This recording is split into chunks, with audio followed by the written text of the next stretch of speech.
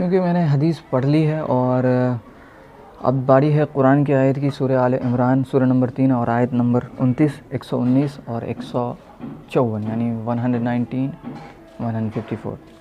तो इसमें जो सबसे पहली आयत है वो मैं जो पढ़ने वाला हूँ सूरह आले इमरान की वो 29 है। इसमें पता चलेगा कि अल्लाह ताला जो है दिलों की बातों की भी पूरी ख़बर रखता है। ठीक है, तो अब हम लोग चलते हैं आयत की तरफ। औज़ु बिल्लाहि मिनश शैतानिर रजीम। क़ुल इन तुख़्फ़ू मा फ़ी सुदूरिकुम औ तुब्दूहु यअलमुहुल्लाह व यअलमु मा फ़िस समावाति व मा फ़िल अर्ज़ वल्लाहु अला कुल्लि शैइन क़दीर। क़ुल इन तुख़्फ़ू यानी कह दीजिए, ए नबी आप कह दीजिए, कह दो कि कोई बात तुम अपने दिलों में मख्फ़ी रखो या उसे ज़ाहिर कर दो, खुदा उसको जानता है। और जो कुछ आसमानों में और जो कुछ ज़मीन में है उसको सब की ख़बर है और वो हर चीज़ पर क़ुदरत रखने वाला है, वो हर चीज़ पर क़ादिर है। वल्लाहु अला कुल्लि शैइन क़दीर। तो इससे पता चलता है कि अल्लाह ताला, बेशक अल्लाह, हम लोग जानते भी हैं। चूँकि मुझे कोट करना था, मुझे दलील देनी थी, तो इसलिए मैंने इस आयत को लिया, क्योंकि बिना दलील के कोई बात करनी नहीं चाहिए। अब आते हैं आयत नंबर 119 पे आते हैं। आयत नंबर 119 यहाँ आयत नंबर 119 के बारे में बात करते हैं। इसमें अल्लाह ताला क्या फरमाते हैं, हा अंतुम उलाई तुहिब्बूनहुम वला युहिब्बूनकुम व तुमिनून बिल किताबि कुल्लिहि व इज़ा लक़ूकुम क़ालू आमन्ना व इज़ा खलौ अज़्ज़ू अलैकुमुल अनामिन मिनल ग़ैज़ क़ुल मूतू बिग़ैज़िकुम इन्नल्लाह क़लीमुम बिज़ातिस सुदूर। देखो तुम ऐसे साफ दिल लोग हो कि उन लोगों से दोस्ती रखते हो।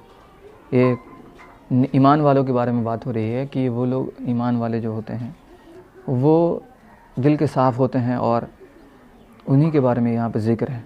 लेकिन क्या आगे पढ़ते हैं, क्या है, देखो तुम ऐसे साफ़ दिल लोग हो कि उन लोगों से दोस्ती रखते हो हालांकि वो तुमसे दोस्ती नहीं रखते, और तुम सब किताबों पर ईमान रखते हो और वो तुम्हारी किताबों को नहीं मानते। ब्रैकेट में उसका मतलब है कि तुम, चूँकि हम अब सारी किताबों को मानते हैं, तौरात, सबूर, इंजील और कुरान, उसके बाद और भी बहुत सारी किताबें जो अल्लाह ताला ने नाजिल की है। हम एक मुसलमान होने के नाते हम लोगों को हर किताब पर ईमान रखना है। वो अलग बात है कि बाद में वक्त के हिसाब से जो है लोगों ने चंद रुपयों के लिए, दौलत दुनिया के लिए उन्हें बदल डाला, उन्हें बेच डाला, समझिए एक तरह से।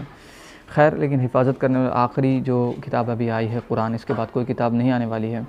और अल्लाह का वादा है कि अल्लाह ही ताला कुरान की हिफाजत करेगा, ख़ुद भी कोई उसको बदल नहीं सकता है। तो इसमें जो है वही कह रहा है कि वो तुम्हारी बातों को नहीं, और जब वो तुमसे मिलते हैं तो कहते हैं हम ईमान ले आए, और जब अलग होते हैं तो तुम पर गुस्से के सबब उंगलियां काट काट खाते हैं। जैसे नाखून चबाना होता है ना, हम लोग परेशान हो गए या गुस्से में हैं तो तुम नाखून चबाना शुरू कर दिया, मतलब इसी बारे में बात हो रही है कि पीठ पीछे पहले तो सामने में बोलते हैं कि हम ईमान लाए, बाद में उनका ये बदल जाता है और वो कहते हैं पीठ पीछे की मजाक उड़ाते हैं उनका। ठीक है, उनसे कह दो यानी कि बदबख्तो, यानी कि जो बुरे लोग हैं, जो मुनाफिकीन हैं, जो दिखाते हैं कि सिर्फ कहते हैं कि हम ईमान लाए लेकिन असल में उनके दिल में ईमान नहीं है, गुस्से में मर जाओ। मतलब दिल की जो बेचैनी है तुम्हारी ना मेरे लिए, कि तुम्हारी जो बेचैनी है कि मैं नबी चुना गया हूँ और तुमको इस बात से जलन है अगर कि मैं ही नबी चुना गया, या तुम्हारे कबीले में से या तुम्हारे ख़ानदान में से नहीं कोई नबी आया, और मैं बनी हाशिम ख़ानदान से और कबीले कुरैश में पैदा हुआ, तुम जिस मारे भी तुम जलना चाहते हो जल के ख़त्म हो जाओ, मर जाओ। मतलब कहने का मतलब अगर तुम जलन हदस कर रहे हो वजह इसके कि तुम ईमान लेके आओ मेरे पर, मैं तुम्हारा नबी हूँ, और तुम जो है क्या करते हो, बहस कर रहे हो और पीठ सामने कुछ और कर रहे हो, पीठ पीछे कुछ और कह रहे हो, तो गुस्से में मर जाओ। खुदा तुम्हारे दिलों की बातों से खूब वाकिफ़ है। बेशक अल्लाह ताला हर चीज़ों को जानता है, हर बात को जानता है। अब बात करते हैं आयत नंबर 154 की बात करते हैं। 154 में क्या है, इसमें भी जैसा कि आप देख रहे हैं यहाँ पे आयत नंबर 154 खुल गया। थोड़ा सा लंबी आयत है ये, तो इसलिए थोड़ा पेशेंस रखें। और इसके नीचे इंग्लिश में भी ट्रांसलेशन है, अगर आप चाहें तो मैं वो भी ट्रांसलेट कर दूँगा इंशाल्लाह। सुम्मा अंज़ल अलैकुम मिन बअदिल गम्मि अमनतन नुआसन यग़शा ताइफ़तुम मिनकुम व ताइफ़तुन क़द अहम्मत अनफुसुहुम यज़ुन्नूना बिल्लाहि ग़ैरल हक़्क़ि ज़न्नल जाहिलिय्या यक़ूलूना हल लना मिनल अम्रि मिन शैइन क़ुल इन्नल अम्र कुल्लुहु लिल्लाह युख़्फ़ूना फ़ी अनफुसिहिम मा ला युब्दून लक यक़ूलून लौ कान लना मिनल अम्रि शैउम मा क़ुतिलना हाहुना क़ुल लौ कुन्तुम फ़ी बुयूतिकुम लबरज़ल्लज़ीना कुतिब अलैहिमुल क़त्लु इला मज़ाजिक़िहिम वलियब्तलियल्लाहु मा फ़ी सुदूरिकुम वलियुमह्हिस मा फ़ी क़ुलूबिकुम वल्लाहु अलीमुम बिज़ातिस सुदूर। तो इसका जो तर्जुमा है वो ये है, फिर खुदा ने गम व रंज के बाद तुम पर तसल्ली नाजिल फरमाई, यानी नींद के तुम में से एक जमात पर तारी हो गई और कुछ लोग जिनको जान के लाले पड़ रहे थे खुदा के बारे में नाहक यानी अय्याम कुफ्र के से गुमान करते हैं, यानी कुफ्र सा यानी झुटलाते हैं, गुमान करते थे और कहते थे भला हम इख्तियार की कुछ बात है, भला हमारे इख्तियार की कुछ बात है, तुम कह दो कि बेशक सब बातें खुदा ही के इख्तियार में हैं। ये लोग बहुत सी बातें दिलों में मुख्फी रखते हैं जो तुम पर ज़ाहिर नहीं करते थे। कहते थे कि तुम हमारे बस की बात होती तो हम यहाँ कत्ल ही न किए जाते। कह दो कि अगर तुम अपने घरों में भी होते तो जिनकी तकदीर में मारा जाना लिखा हो था वो अपनी अपनी कत्ल गाहों की तरफ ज़रूर निकल आते। इससे गर्ज़ ये थी कि खुदा तुम्हारे सीनों की बातों को आज़माए और जो कुछ तुम्हारे दिलों में है उसको खालिस और साफ़ कर दे, और खुदा दिलों की बातों से खूब वाकिफ़ है। यहाँ पे कुछ लोग ख़ास लोगों के बारे में ज़िक्र किया अल्लाह ताला ने और बाद में कहा कि दिलों की बातों को भी खूब जानता है। मतलब ये आई थिंक जहाँ तक मुझे इल्म में है ये जंग के दौरान की बात है। और बहाना जो मुनाफिकीन थे वो बहाना लगा देते थे कि किसी ने कोई ना कोई बहाना कि हाँ हम जंग पे, ताकि वो जंग पे नहीं जाएँ क्योंकि उनको मरने का खौफ था इसी वजह से। लेकिन अल्लाह ताला कहते हैं कि अगर मौत आनी है तो कहीं भी हो इंसान को मौत आएगी ही, चाहे वो अब जंग के मैदान में हो या उसके बाहर हो या कहीं भी हो। तो ये सोच करके डर जाना कि अल्लाह की राह में अगर सपोज़ अल्लाह ना करे कभी ऐसा की नौबत आए, लेकिन जो हाल है देश का और पूरी दुनिया का कि मुसलमानों को ट्रोल किया जा रहा है, पूरी तरह से बिल्कुल परेशान करके रख दिया गया है। अगर कभी अल्लाह की राह में लड़ना पड़े तो उस वक्त आदमी ये ना सोचे कि हाँ मेरी जान चली जाए कुछ, वरना तो आज निकल है ही। और लड़ने से मुराद सिर्फ ये नहीं है कि तलवार बंदूकें निकाल करके आदमी लड़े, बातों से भी लड़ाई होती है। मतलब कि कहने का मतलब है कि आप जो है अगर आपके सामने कोई इस्लाम का मजाक उड़ा रहा है तो आप उसको अपनी बातों से भी जवाब दे सकते हैं। ज़रूरी नहीं है कि आप उसको मारे पीटे या उससे झगड़ा कर लें, ऐसा कुछ नहीं होता है। मेरे साथ एक ट्रेन में वाक़या हुआ था, फिर कभी मैं सुनाऊंगा उसके बारे में। पूरी रात बहस होती रही, मगरिब से ले करके फजर तक बहस होती रही ट्रेन में, लेकिन अल्लाह का शुक्र है किसी ने ना तो गाली दी ना हाथ उठाया किसी ने, अल्लाह का शुक्र है। तो चलिए आगे बढ़ते हैं और अगले जो सूरत है वो सूरह फातिर, सूरह नंबर 35 आयत नंबर 38 है, उसको देखते हैं। मैं जान रहा हूँ ये काफ़ी लंबी वीडियो होने वाली है, लेकिन क्या करूँ एक्सप्लेनेशन प्रूफ के साथ जो है काफ़ी लंबा हो ही जाता है। सूरह नंबर 35 सूरह फातिर आयत नंबर 38 डायरेक्ट जंप करने वाला सिस्टम है नहीं यहाँ पे, और मैं सर्च में डालता हूँ। देख सूरह फातिर में सूरह फातिर की आयत नंबर 38 में अल्लाह ताला कहते हैं इन्नल्लाहा आलिमुल गैबि वस्समावाति वल अर्ज़ इन्नहु अलीमुम बिज़ातिस सुदूर, कि बेशक खुदा ही आसमानों और ज़मीन की पोशीदा बातों को का जानने वाला है, वो तो दिल की भेदों तक से वाकिफ़ है। आपके दिल में क्या है, मतलब घुमा फिरा के बात वही आ जाती है कि आप जो अमल कर रहे हैं आपकी नीयत कैसी है। वो इस पे अगर इसको इंग्लिश में ट्रांसलेट करें तो lord Allah is the knower of unseen of the heavens and the earth, lord he is aware of the secret of men's breast, मतलब सीने में। मेंस ब्रीस्ट कहने का मतलब है कि तुम्हारे सीनों में क्या है। इसका मतलब ये नहीं कि फीडिंग वाला ब्रेस्ट, ये गलत मतलब ना निकालें किसी चीज़ का। ये यहाँ पे एक सीने के बारे में बात हो रही है, यानी सीने मतलब क्या, दिल में आपकी क्या बात है वो अल्लाह ताला बेशक जानता है। अब बात करते हैं हम लोग कि अगर अल्लाह ताला सब कुछ पहले से जानता है तो आखिर उसने फिर क्यों, क्या ज़रूरी है कि हमको नमाज़ पढ़ने का मन है लेकिन अल्लाह ताला के मन है, मेरी नीयत है कि मैं नमाज़ पढ़ूँगा, मैं सदका करूँगा, लेकिन नमाज़ पढ़ते नहीं और सदका करते नहीं, तो अल्लाह ताला तो नीयत जानता है, अल्लाह ताला नीयत के हिसाब से मुझे मेरे अमल को दे दे। लेकिन देखिए, और अल्लाह ताला अगर सब जब नीयत जानता ही है तो आखिर सब कुछ जानता ही अल्लाह ताला आखिर सबसे पहले से, तो आखिर पैदा क्यों किया और क्यों इस दुनिया में भेजा, उसको तो पहले से पता है कौन जहन्नम में और कौन जन्नत में जाने वाला है। इसका सीधा एक एग्ज़ाम्पल ये है कि अगर कोई बच्चा, बहुत सारे बच्चे हैं एक क्लास में और वो जो है अपना एग्ज़ामिनेशन देते हैं, तो उसमें पता चलता है कि कौन अच्छे नंबर लाएगा, कौन बुरे नंबर लाएगा, किसका अच्छी होगी।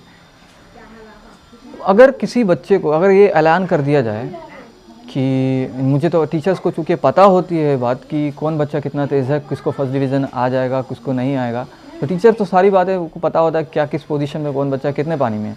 लेकिन फिर भी वो टेस्ट लेते हैं ये पता करने के लिए कि, और प्रूफ करने के लिए, रिटनली प्रूफ करने के लिए, एक्सपेरिमेंटली प्रूफ करने के लिए, प्रूफ करने के लिए कि जो है कौन सा बच्चा ज़्यादा तेज़ है या कौन किसको ज़्यादा नंबर आने चाहिए। इसी तरह से दुनिया में हम लोग जो आए हैं, अल्लाह ने हम लोगों को भेजा, अल्लाह बेशक जानता है कि हम लोग क्या करने वाले हैं यहाँ, लेकिन अल्लाह ताला ये भी कहते हैं कि अल्लाह ताला अपने ऊपर जो है क़यामत के दिन जो है कोई भी उंगली नहीं उठने देंगे। इंसान जो कुछ कर रहा है यहाँ वो खुद देख लेगा वहाँ जा कर के।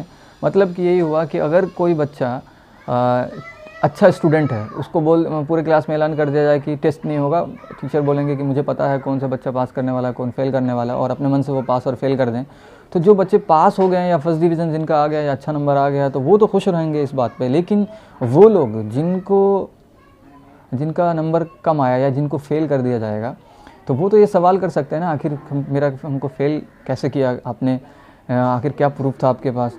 तो क़यामत के दिन अगर हम लोग को अल्लाह ताला डायरेक्टली जन्नत और जहन्नम में डाल देता तो अल्लाह ताला के ऊपर लोग उंगली उठाते, जो कि अल्लाह बिल्कुल पाक है, उसके ऊपर कोई उंगली नहीं उठा सकता, इसलिए वो उसने साफ़ सुथरा बिल्कुल किया है।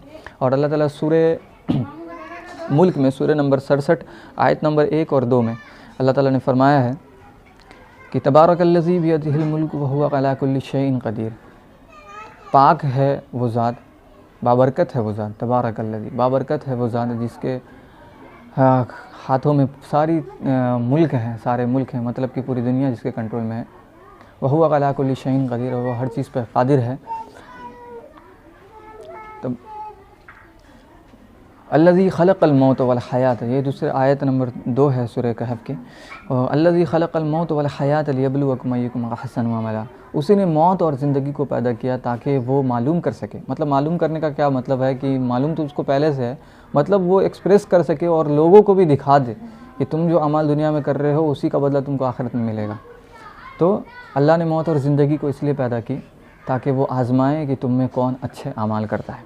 ठीक है, चाहूँ तो मैं दिखा भी सकता हूँ, मैं दिखा ही देता हूँ आप लोगों को। वो आयत सूरह मुल्क है, सूरह नंबर 67, सूरह मुल्क आयत नंबर 1 और 2 से पहले ही से शुरू करते हैं और देखते हैं इसमें क्या है, क्योंकि मैंने ट्रांसलेट कर दिया। देखिए यही चीज़ लिखी हुई है, तबारकल्लज़ी बियदिहिल मुल्क व हुवा अला कुल्लि शैइन क़दीर, वो खुदा जिसके हाथों में बादशाही है, बड़ी बरकत वाला है और वो हर चीज़ पर क़ादिर है। इंग्लिश में भी इसको ट्रांसलेट कर सकते हैं, blessed is he in whose hand is the sovereignty and he is able to do all things. ठीक है, एक आयत हो गई और अब दूसरी आयत पे चलते हैं। आई थिंक दूसरी आयत सेलेक्ट करनी पड़ेगी, जो वो मेन अभी की आयत है जो टॉपिक से रिलेटेड है। अल्लज़ी खलक़ल मौत वल हयात लियब्लुवकुम अय्युकुम अहसनु अमला व हुवल अज़ीज़ुल गफ़ूर, उसने मौत और ज़िंदगी को पैदा किया ताकि तुम्हारी आजमाइश करे कि तुम में कौन अच्छे अमल करता है, और वो ज़बरदस्त और बख्शने वाला है। ठीक इसी तरह से एग्ज़ामिनेशन जैसे स्कूल में लिया जाता है, टीचर को पता है कौन बच्चा फ़ेल होने वाला, पास होने वाला है, फिर भी टेस्ट लेते हैं ताकि इस बात को प्रूफ कर दिया जाए और टीचर के ऊपर कोई उंगली ना उठाए कि हाँ आपने मुझे फ़ेल क्यों किया और उसको पास क्यों किया। इसी तरह से अल्लाह ताला ने दुनिया में हम लोगों को भेजा और अपने अमाल हम खुद कर रहे हैं और देख रहे हैं कि हम आखिर किस लायक हैं, क्या हम जन्नत में जाने के लायक हैं या नहीं हैं, क्या हम डिज़र्व करते हैं जन्नत को या नहीं करते हैं। तो ये सब बातें होती हैं। ठीक है, अब बढ़ते हैं हम लोग सूरह कहफ की आयत की तरफ कि दिखावा से रिलेटेड जो बात आती हैं वो क्या है। तो सूरह कहफ के आयत नंबर 110 में अल्लाह ताला कहते हैं, सूरह नंबर 18 आयत नंबर 110 में अल्लाह ताला कहते हैं कि एक असल में ये जो आयत उतरी है ये किसी सहाबी के सवाल के जवाब में एक तरह से उतरी है। हालांकि पूरी उम्मत के लिए जवाब है, लेकिन किसी सहाबी ने सवाल किया था अल्लाह के रसूल से कि मैं जो अमल करता हूँ मैं वो तो खालिस अल्लाह के लिए करता हूँ, लेकिन मैं चाहता हूँ कि मेरे आमाल को लोग देखें, मतलब सराहें, वाह वाह कितने अच्छा काम कर रहे हैं। तो उस पर ये कुरान की आयत नाजिल हुई, सूरह नंबर जो आयत नंबर 110 है सूरह कहफ की, कुल इन्नमा अना बशरुम मिस्लुकुम यूहा इलैया अन्नमा इलाहुकुम इलाहुन वाहिद वमन काना यरजू लिक़ाअ रब्बिह फलयअमल अमलन सालिहन वला युशरिक बिइबादति रब्बिही अहदा। कहिए कि मैं तुम ही जैसा बशर हूँ, तुम ही जैसा इंसान हूँ, मगर सिर्फ फ़र्क इतना है कि मेरे ऊपर वही आती है, अल्लाह की वही आती है। फिर जो फमन कान यरजू लिक़ाअ रब्बी, फिर जो शख्स अपने रब से मिलने की उम्मीद रखता है उससे क्या चाहिए, क्या करना चाहिए। फमन कान यरजू लिक़ाअ रब्बी फलयअमल अमलन सालिहन वला युशरिक बिइबादति रब्बिही अहदा। तो उसे नेक अमल करते रहना चाहिए, करना चाहिए और अपने रब की इबादत में किसी को शरीक नहीं करना चाहिए। तो ये हदीस और जो जिसके बाद ये जो सवाल के बाद अल्लाह के नबी पे आयत नाजिल हुई, इस वाक़े से पता चलता है कि हो सकता है बहुत सारे लोग दिखावा करने के लिए भी कुछ अमल करते हो, चाहे नमाज़ पढ़ते हो या कुछ भी करते हो। तो एक बात याद रखिए कि अल्लाह के साथ किसी को शरीक न करें। अल्लाह की इबादत वाहिद होनी चाहिए। मतलब हम लोग कहते हैं ना ला इलाहा इल्लल्लाह मुहम्मद रसूलुल्लाह, कलमा जब पढ़ते हैं तो उसमें सबसे पहली बात तो यही रहती है कि नहीं है कोई माबूद सिवाय अल्लाह के और मोहम्मद सल्लल्लाहु अलैहि वसल्लम अल्लाह के रसूल हैं। तो इसका मतलब सिर्फ कह देने से नहीं होता है, उसको अपनी अमली ज़िंदगी में भी लाना ज़रूरी है। अब बढ़ते हैं आगे, थोड़ा देखते हैं सूरह निसा में जो शिर्क है, क्योंकि मैंने अभी शिर्क का लफ्ज़ इस्तेमाल किया है। तो सूरह निसा के आयत सूरह नंबर 4 आयत नंबर 48 और आयत नंबर 116, 2 आयतें हैं। इसमें सूरह अगर आयत नंबर 48 की बात करी जाए तो उसमें अल्लाह ताला कहते हैं कुल इन्नमा यही आयत मेरे ज़हन पर रिपीट हो रही है। अल्लाह ताला कहते हैं वहाँ पे इन्नल्लाहा ला यग़फ़िरु अन युशरका बिही व यग़फ़िरु मा दून ज़ालिका लिमन यशा व मन युशरिक बिल्लाहि फ़क़द इफ़्तरा इस्मन अज़ीमा। कि बेशक अल्लाह ताला इस बात को न बख्शेगा कि उसके साथ किसी को शरीक किया जाए, उसके अलावा जो गुनाह मंजूर होगा वो माफ़ कर देगा। ठीक है, और जिसने अल्लाह के साथ किसी को शरीक किया वो उसने बहुत बड़ा जुल्म किया। और आयत नंबर 116 में है कुल अल्लाह ताला कहते हैं इन्नल्लाहा ला यग़फ़िरु अन युशरका बिही व यग़फ़िरु मा दून ज़ालिका लिमन यशा व मन युशरिक बिल्लाहि फ़क़द ज़ल्ल ज़लालन बईदा। बेशक अल्लाह ताला इस बात को न बख्शेगा कि उसके साथ किसी को शरीक किया जाए, यानी उसकी इबादत, उसको जो हम लोग इबादत करते हैं, चाहे कुछ किसी फ़कीर गरीब को देते हैं, ये भी इबादत ही अल्लाह के एक तरह से। और अमल जो कर रहे हैं, नमाज़ पढ़ रहे हैं, कुछ भी कर रहे हैं, तो दिखावा नहीं होना चाहिए। तो इसमें अल्लाह ताला क्या कहते हैं कि बेशक अल्लाह ताला इस बात को न बख्शेगा कि उसके साथ किसी को शरीक किया जाए, और जिसके लिए जो गुनाह मंजूर होगा वो माफ़ कर देगा, और जिसने अल्लाह के साथ किसी को शरीक किया वो बड़ी दूर गुमराही में जा पड़ा। तो ये आज का टोटल नीयत से रिलेटेड ये पूरा टॉपिक था मेरा, जो कि मैंने हदीस भी बयान कर दिया, और अल्लाह दिलों की बातों को खूब जानता है, इन सब चीज़ों के बारे में भी ज़िक्र कर दिया। और सूरह क्या मकसद है हमारी ज़िंदगी का, अल्लाह ताला ने ये भी बयान कर दिया कुरान में, सूरह मुल्क में और सूरह कहफ में, कि अल्लाह के साथ किसी को अपनी कोई भी नेक अमाल करे तो उस अल्लाह के साथ किसी को शरीक ना करें। और सूरह निसा में ये बात आ गई है कि अगर अल्लाह ताला के साथ किसी को शरीक किया गया, अगर आपने दिखावा के लिए कोई काम किया तो आपने शिर्क किया, और अल्लाह ताला इस बात को कभी नहीं बख्शेगा। और सिर्फ ऐसा नहीं होता है कि सिर्फ मूर्ति के सामने जाकर के सजदा कर देना या कब्रों पे जाकर करना शिर्क होता है, दिखावा भी शिर्क है। और एक और चीज़ है जो शिर्क है, जो मैं बता देना चाहूँगा, बेहतर होगा आई थिंक कि किसी दूसरे वीडियो में इसके बारे में ज़िक्र किया जाए, क्योंकि बहुत लंबी वीडियो हो गई है। तो इंशाल्लाह मुलाकात होगी बहुत जल्द। तब तक के लिए अपने आस पड़ोस के गरीब और का ख्याल रखें, और सब्सक्राइब नहीं किया चैनल को तो जल्दी से सब्सक्राइब करें। और आप भी अगर ऑलरेडी सब्सक्राइब कर लिया है आपने तो बहुत बहुत शुक्रिया, और आगे इंशाल्लाह फिर बहुत जल्द मिलेंगे। तब तक के लिए अस्सलामु अलैकुम व रहमतुल्लाहि व बरकातुहू।